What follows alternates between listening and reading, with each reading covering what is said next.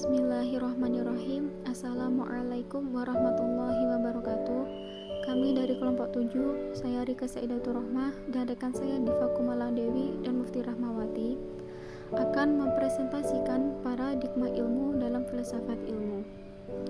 Paradigma adalah cara pandang seseorang mengenai suatu pokok permasalahan yang bersifat fundamental untuk memahami suatu ilmu maupun keyakinan dasar yang menuntun seorang untuk bertindak dalam kehidupan sehari-hari.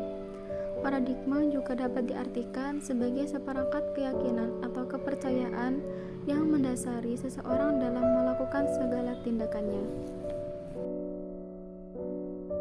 Menurut Thomas Kuhn, paradigma sebagai seperangkat keyakinan mendasar yang memandu tindakan-tindakan kita, baik tindakan keseharian maupun dalam penyelidikan ilmiah.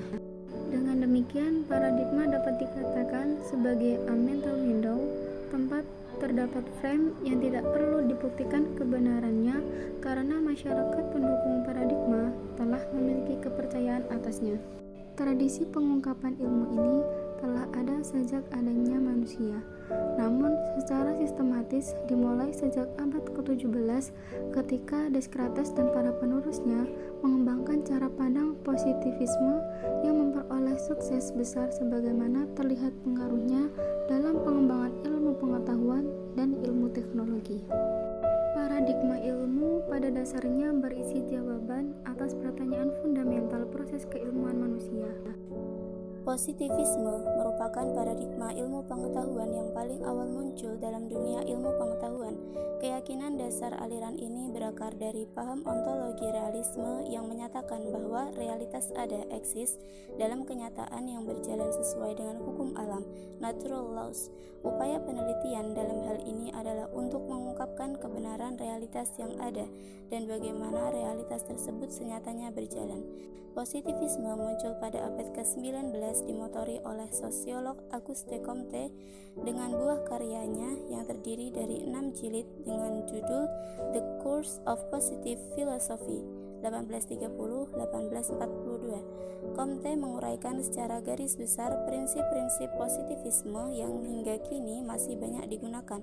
John Stuart Mill dari Inggris 1843 memodifikasi dan mengembangkan pemikiran Comte dalam sebuah karya yang cukup monumental berjudul A System of Logic.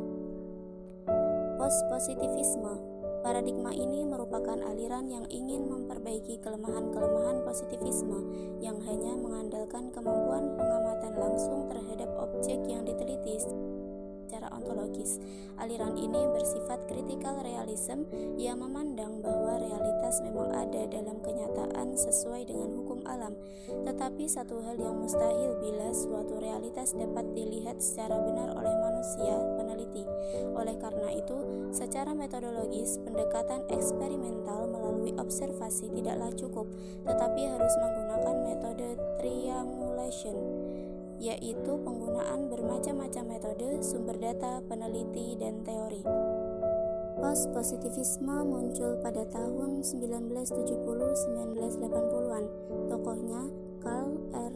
Popper, Thomas Kuhn, para filsuf mazhab Frankfurt, Feyerabend, Richard Rorty. Paham ini menentang positivisme dengan alasan tidak mungkin menyamaratakan ilmu-ilmu tentang manusia dengan ilmu alam, karena manusia tidak bisa diprediksi dengan satu penjelasan yang mutlak pasti, sebab manusia selalu berubah.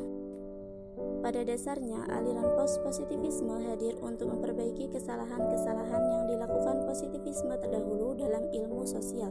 Di antara usaha kaum post-positivis adalah mendudukkan pembentukan atau pembaharuan dalam metodologi penelitian yang digunakan untuk mendapatkan ilmu pengetahuan.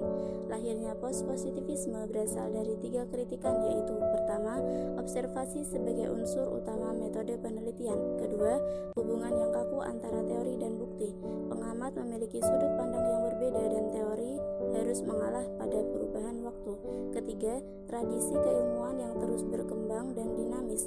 Oleh karena itu, maka secara metodologis pendekatan eksperimen melalui observasi tidak cukup, tetapi harus dibantu dengan metode lain, triangulasi. Konstruktivisme. Konstruktivisme satu di antara paham yang menyatakan bahwa positifme dan postpositifme merupakan paham yang keliru dalam mengungkap realitas dunia. Karena itu, kerangka berpikir kedua paham tersebut harus ditinggalkan dan diganti dengan paham yang bersifat konstruktif. Paradigma ini muncul melalui proses yang cukup lama, setelah sekian generasi ilmuwan berpegang teguh pada paradigma positifme. Konstruktivisme muncul setelah jumlah ilmuwan menolak 3 prinsip dasar positifme, yaitu yang pertama, ilmu merupakan upaya mengungkap realitas.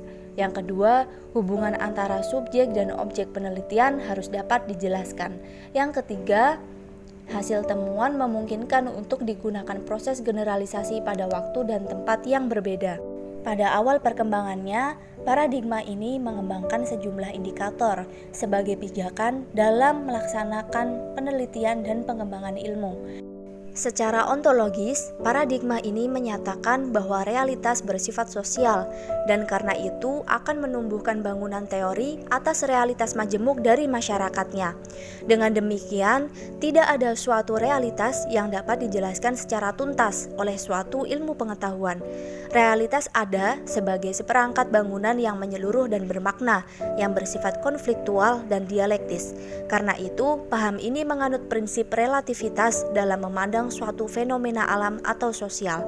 Jika tujuan penemuan ilmu dalam positifme adalah untuk membuat generalisasi terhadap fenomena alam lainnya, maka konstruktivisme lebih cenderung menciptakan ilmu yang diekspresikan dalam bentuk pola-pola teori, jaringan atau hubungan timbal balik sebagai hipotesis kerja, bersifat sementara, lokal, dan spesifik. Dengan pernyataan lain bahwa realitas itu merupakan konstruksi mental, berdasarkan pengalaman sosial, bersifat lokal dan spesifik, dan tergantung pada orang yang melakukannya. Karena itu, suatu realitas yang diamati seseorang tidak bisa digeneralisasikan kepada semua orang, seperti yang biasa dilakukan kalangan positivis dan post-positivis. Baik, sekian dari kami, kurang lebihnya mohon maaf. Wassalamualaikum warahmatullahi wabarakatuh.